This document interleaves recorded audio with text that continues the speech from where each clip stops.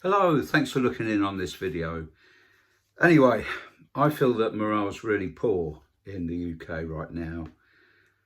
Hard times, our industries, our companies aren't working too well on the whole. The UK has poor productivity per employee. The economy's gone down, has faltered since Brexit for sure. And I think for years we've had, in my opinion, a negative management style in this country, which has involved cost cutting to improve profits. And often this is done so that the chief executives get bigger bonuses and shareholders get bigger dividends, but at the expense of the employees and the customer very often. So, really, this has been done instead of investing in staff. I don't think the executives could care less about staff turnover. And this is really wrong, in my opinion.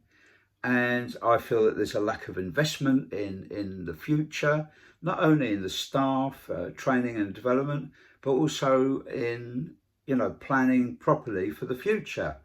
And so you've got this very negative style of management, and staff turnover has been really high in the UK.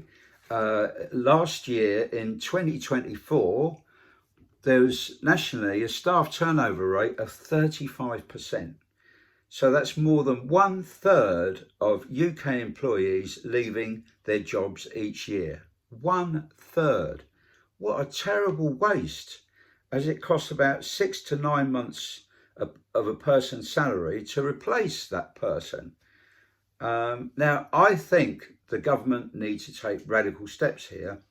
And I think every time a P45 is issued, that company should pay a tax on that, say £100 or £200 for the cost of administrating the change of the tax.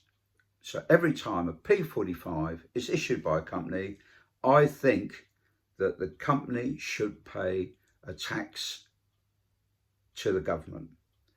That way, encouraging companies to cut down on staff turnover, because it's so important and staff need to be valued more. So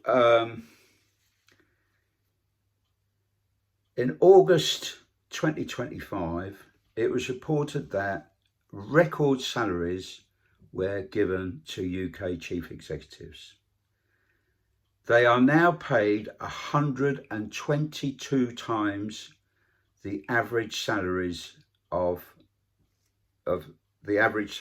households in the UK.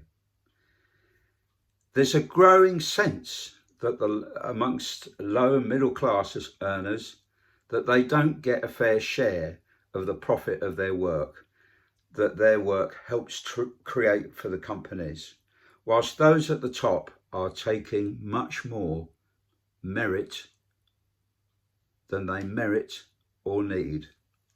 Shareholders' dividends have also been going up at the expense of staff and the customers.